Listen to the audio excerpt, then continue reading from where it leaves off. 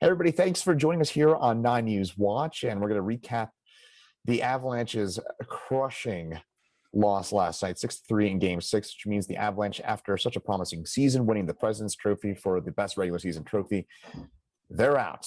And to help us pick up the pieces and look back on the season that was and give us a bit of an idea of whether or not the season can be considered a success, we're now joined by Locked On Avalanche podcast host Chris Micieli.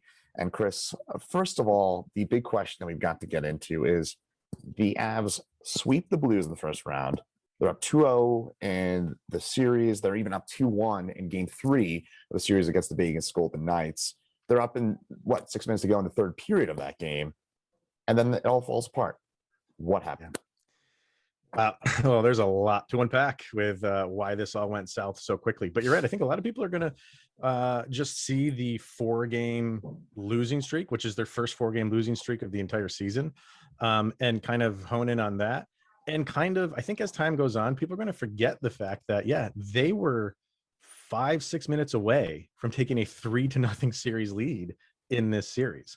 And, within a couple minutes, that all got turned around, and that was really the beginning of the end for the Avalanche. And the 2 goals that they had given up in that time frame were kind of fluky goals, but you don't apologize for those, and that's how hockey goes sometimes.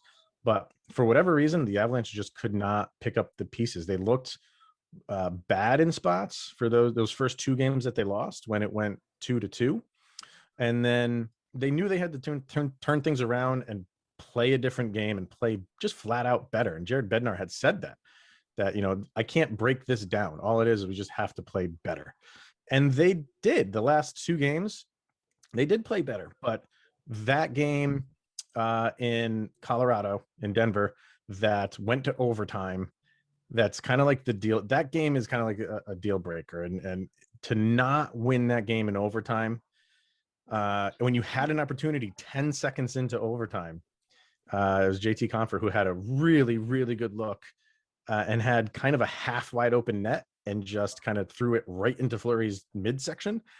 And then seconds later, Mark Stone on a breakaway. And that was so crushing. And not to say that the Avs couldn't recover from that, but now what do you have to do? You have to go into Vegas, win a game in one of the most difficult arenas to win in, and facing a good team.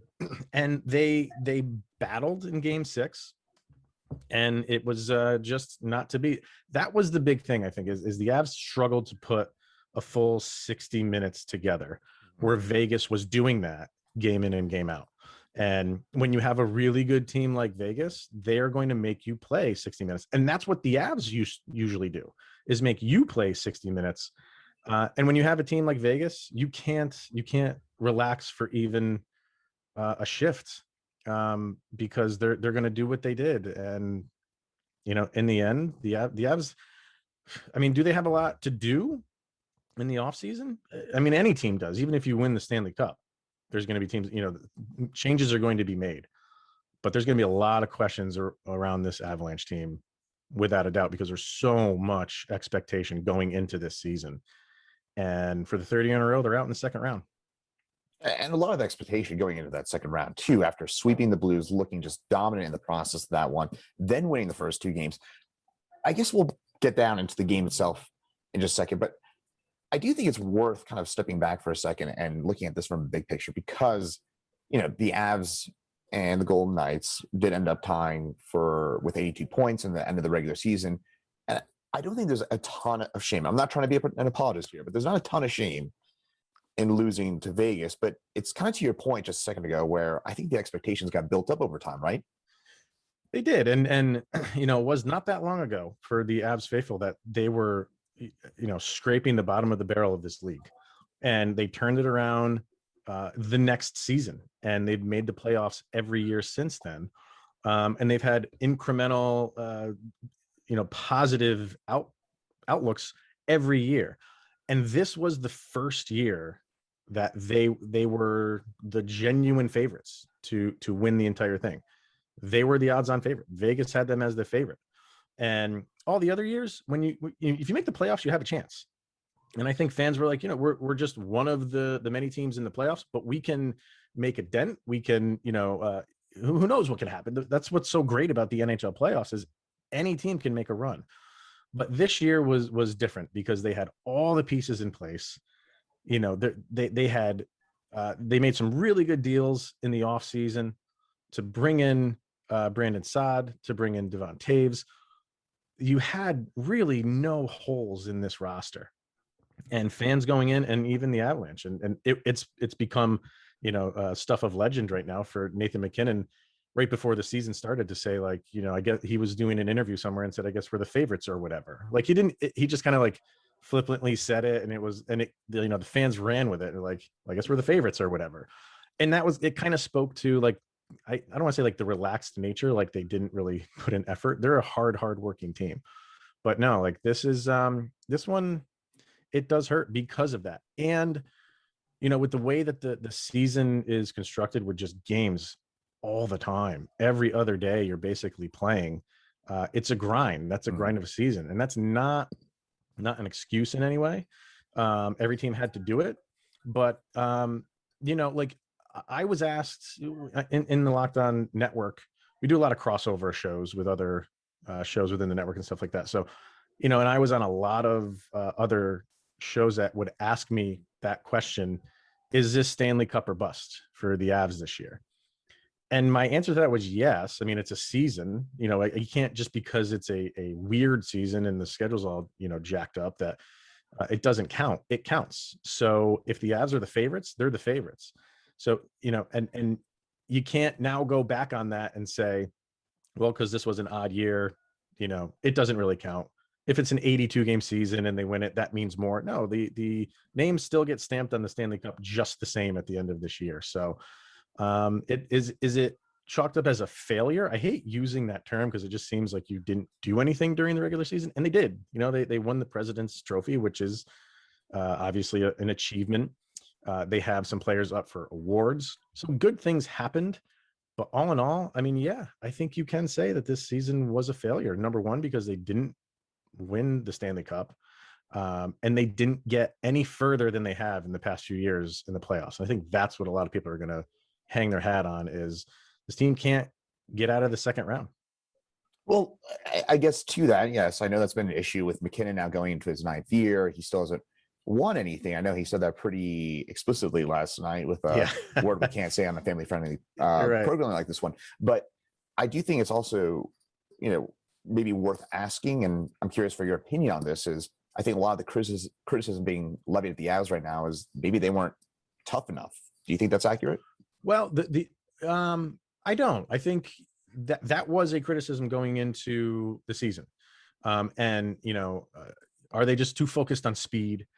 And the interesting thing is, like, yeah, during the season, they relied on that speed. They're not an aggressive team in terms of, you know, throwing you into the boards or anything like that. But for this series, they out hit Vegas in a few of these games, including the last one. So it wasn't really their style, but they're okay playing that way. And I think a lot of people mistake that for they don't want to get mixed up in some scrums, and like, they will. It's not their game. But if you're going to go after them, they will go after you. And I think a lot of people took notice of the very first game against St. Louis in the postseason with Gabe Landeskog. I think it was Braden Shen who went after Mikko Rantanen a couple times, and it was in the first 5-10 minutes of the game where Landeskog said, I'm putting a stop to this. And they have guys that they will stand up for one another if they have to. He is one of them. Nazem Kadri is one of them, obviously. With him not being there, that hurts. Even Nathan MacKinnon, you know, usually don't see the superstars kind of like look for those kind of fighting moments, but the Avs have those guys. They don't want to play that style, but they will. And against Vegas, they did, and they do it smart. They don't try to, you know, take people's heads off intentionally. And I know people are going to say, like, well, Nazem Kadri did.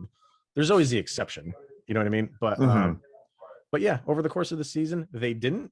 But when it was called for in the postseason, they did. And I think that's the makeup of this team, is they can play a lot of different styles and still have usually a good outcome. But Obviously didn't happen for this second round again. So if it's not a lack of toughness, if there's maybe one or two things, I know you've hinted at a few things already here, Chris, but Yeah. if you could give me one or two things that you do think that the Avalanche specifically didn't do enough of in the series in particular.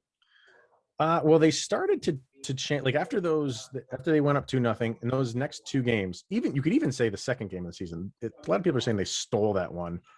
Vegas outplayed them, but they still won it, and they went up 2-0. The next couple of games, it was completely Vegas, and the Avs did have to make some changes, and a lot of those changes were changing up the lines and bringing in players on like the taxi squad and things like that. They needed to make a lot of changes because Vegas does a very good job of gap control. And as soon as you get the puck on your stick, they are on you. So the Avs needed to bring in playmakers. And I think there's, the hindsight 2020 thing. I think one of the things that a lot of people are going to question in this offseason is why didn't Bowen Byram get an opportunity in these playoffs?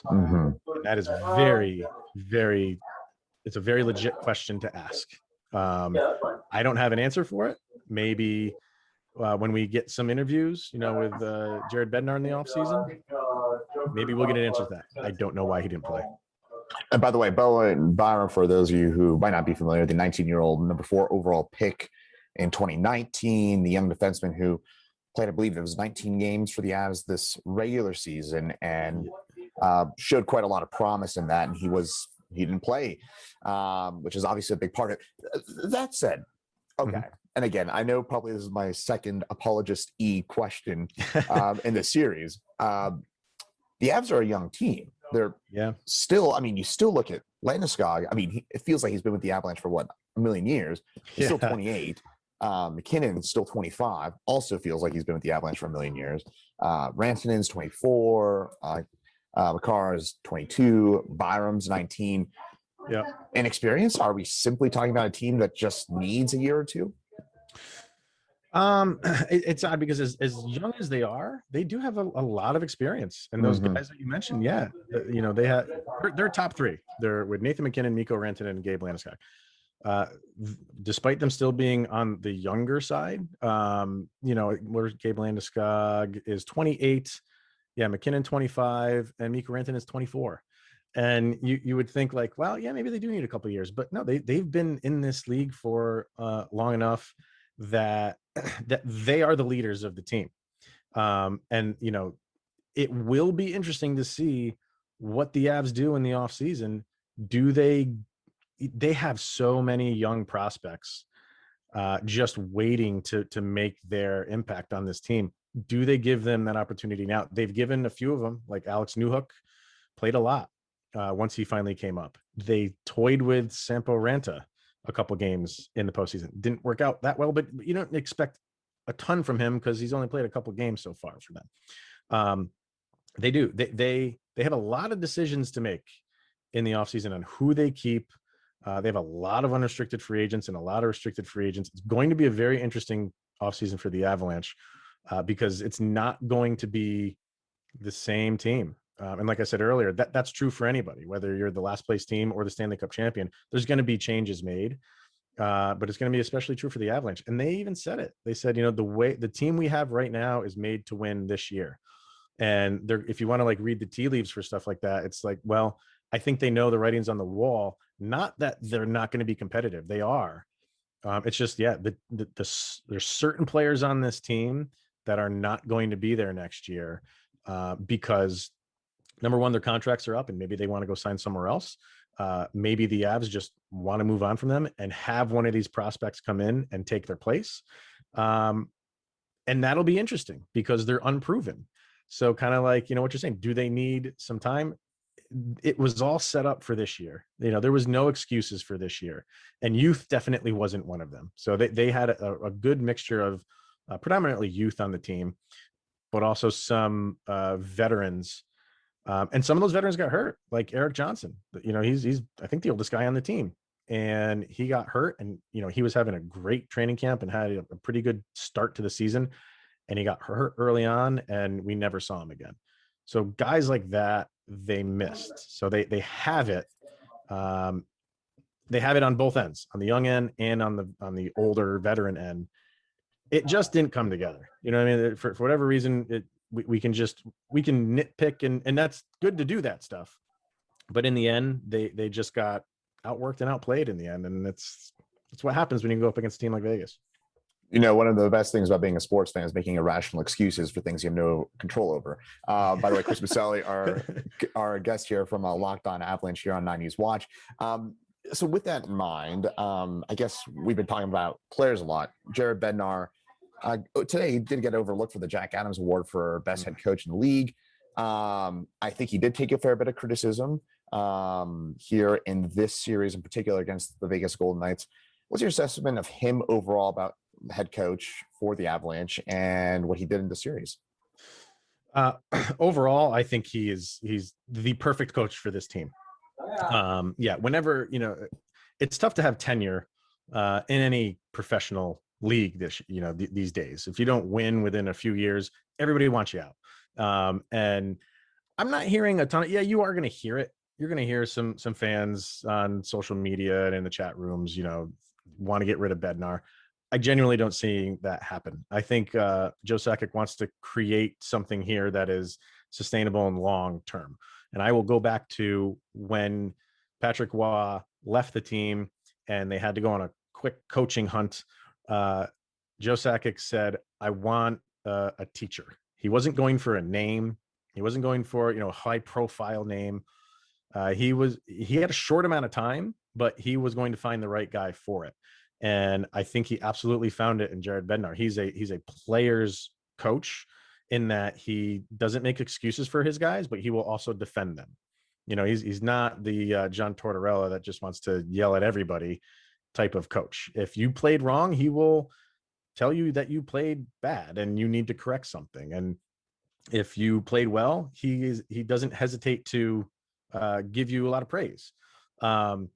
For this team, and on any team, there's a lot of ego that goes around. And when you have, a good amount of superstars on your team, like Nathan McKinnon and Mikko Rantanen and Cale Makar, like you have to manage those egos, and you have to get all of those guys who are spectacular individually. You have to get them to play as a team and buy into a system. And he has done that. And I think Joe Sakic is more than pleased with how he's handled everything and how he has coached this team. I don't think Joe Sakic will get rid of him. I think the only way that he wouldn't coach is if Jared Bednar said, I can't do anything. I can't do any more with this team. I've tried, I need to move on. But his comments after the last game against Vegas kind of speak otherwise. He kind of said something the total opposite, saying like, I know I can coach this team and I know I can coach this team to a championship. So as far as this series goes, I kind of have to go back and really kind of like dig deep into it. But as far as like the game plan and the scheme, when he needed to change it after those couple games where they were outplayed, he did, and they played better. I think my issue with some of the things he did was personnel. And like we said, like guys like Bowen Byram not getting in there. Not having Nazem Kadri for this series, that's not his fault. But Nazem Kadri is a perfect, he would have been a perfect roster spot against a team like Vegas. And they didn't have him. That hurt. Again, that's not Bednar's fault. But no, I think his plan and his scheme was good. And then it just comes down to the players. And there were moments that they made bad passes and bad turnovers. Why is that Jared Bednar's fault? It's not. So no, he's a great coach. I think that's a complete disgrace that he didn't get nominated for the Jack Adams this year. And I'm not taking away from the three guys that got it, but I'd like to hear the reasons why he's not nominated. You're going in as the favorite, and you lived up to everything you did, and that's what the awards are based on. They're based on regular season. They're not based on the postseason. So he lived up to everything that he was supposed to for the regular season. Why he's not nominated, I don't know. Well, with that in mind as well, this is going to be a big offseason, not only for Coach Bednar, and it sounds like, based on what you're saying, sounds like he'll be back. Mhm. You also kind of touched on it, and we'll probably get into more details on the offseason in a future program, but give us an overview about what the offseason could look like and what big questions the Avalanche have to answer.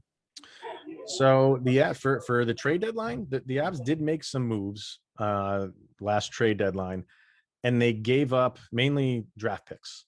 And all of the draft picks that they gave up to get who they got with Carl Soderberg and Nemeth and Dubnik, coupled with the draft picks that they gave up to get Devon Taves, it's going to be an uneventful draft day for the Avs. They have a first round pick, a third round pick, and a seventh round pick, and that is it.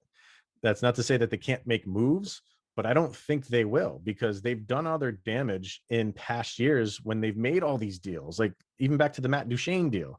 And they've hoarded these picks and they've made them all, and now they have a gluttony of riches in their prospect pool, so they don't need to really make big waves in this year's draft. They still have a number one pick, so that's a big deal. A number one pick is always a big deal, and because they lost in the second round, it'll be a better pick than we thought it would be. We thought this team would be playing for a Stanley Cup and having the 30th or 31st pick in the draft. Now it'll be mid 20s somewhere. So we'll see what they do in the draft. But the where to watch the Avalanche this offseason is free agency, and that's really it. Well, free agency and signing their own players, because they got big names that they have to do contracts with. Cale Makar is up. He's restricted. Gabe Landeskog is unrestricted. And what do you do with guys like they want to bring him back? I think they were trying to sign him during the regular season. It just didn't work out. I think once the season starts to get going, they just want to focus on the season and let the contract take care of itself. So, what about guys like Brandon Saad? He's a unrestricted free agent. They got him in the trade with Chicago. He said at the very beginning of the year, like, he wants to retire here without even stepping foot on the ice in an Avalanche uniform. And he played well. He had a very good postseason. Do they bring him back? What happens to guys like Pierre-Edouard Bellemare? He might be out. He's 36 years old. That's, for this Avalanche team that's young. And he is probably my favorite player on the Avs when it comes to personality. The guy is just drop dead funny. But he might be on his way out. What do they do with Soderberg? What do they do with Eric Johnson? That is a huge one for Eric Johnson. He is taking up a lot of salary cap money. And he's been injured, and he's 34. Yeah, he's going to be 34. They got to make some deal with him. And then, Matt Calvert, everybody's favorite. Everybody loves Matt Calvert. He might be on the way out too. So that's why I say, like, the team is going to look different, and guys that we love rooting for might not be on the Avs anymore. But that's where you're going to see the Avs kind of make dents. It's not going to be in the draft. It's going to be in the free agency market. If they can free up some cap space with the flat cap being, holding true for next year, they got to free up some cap money and bring in some guys while they're losing guys. It's a normal offseason for any hockey team.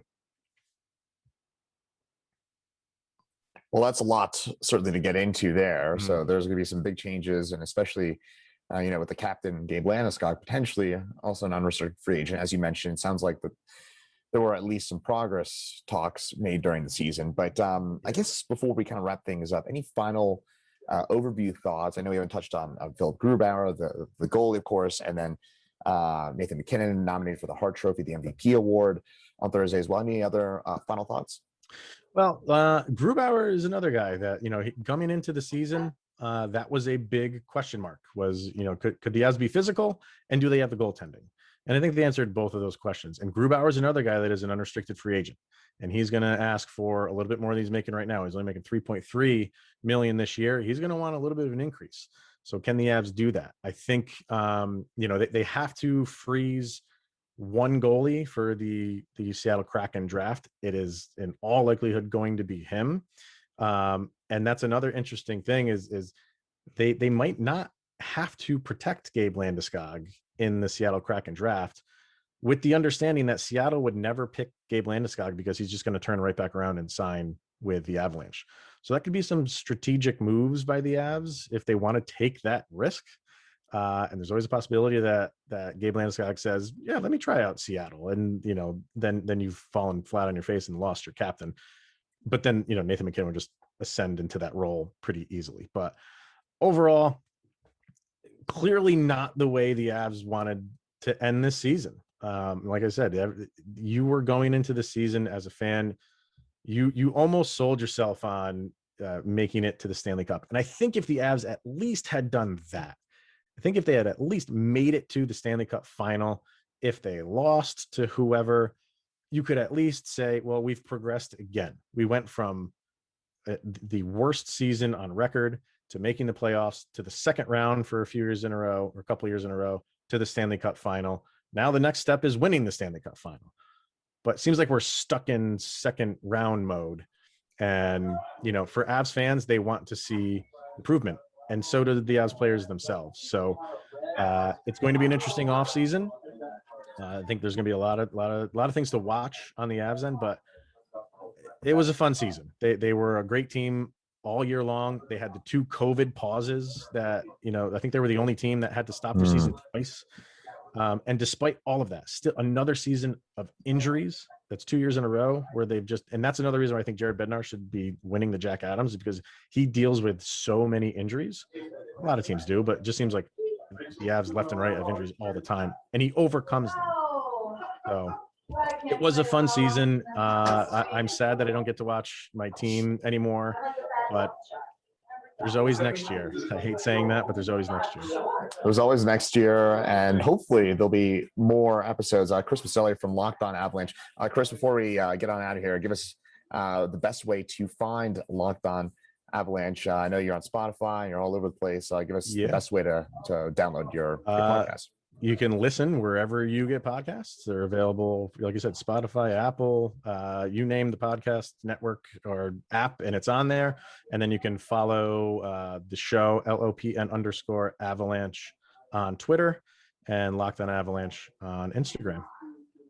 Awesome. Well, thanks so much, Chris. We appreciate a few minutes of your time. Sorry about the heartbreak. Sorry to all the Avalanche fans for the heartbreak. Wasn't meant to be, as you said, but some positives moving forward, and hopefully better things to come. Chris Micieli, we appreciate a few minutes of your time. Anytime.